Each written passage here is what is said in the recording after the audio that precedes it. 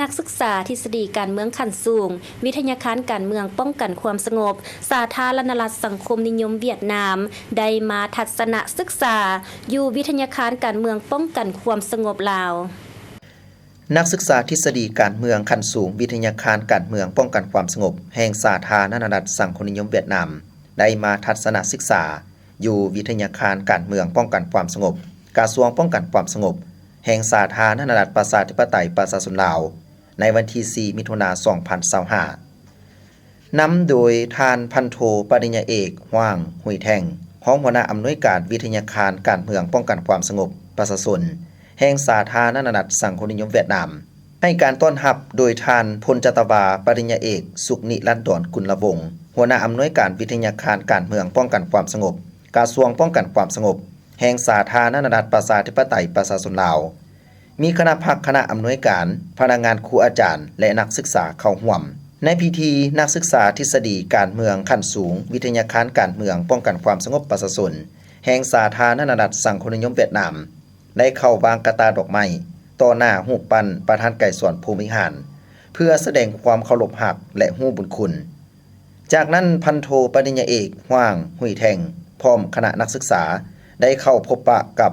พลจัตวาปริญญาเอกสุขนิรันดรกุลวงศ์หัวหน้าอำนวยการวิทยาคารการเมืองป้องกันความสงบกระทรวงป้องกันความสงบแห่งสาธารณรัฐประชาธิปไตยประชาชนลาว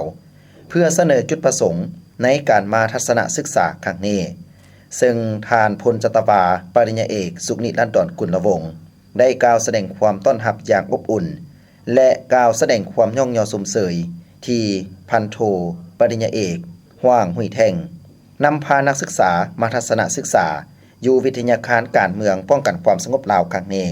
และหวังอย่างยิ่งว่าทั้ง2วิทยาคารจะมีการพบปะแลกเปลี่ยนด้านเวียกงานการศึกษาให้ได้รับผลสำเร็จ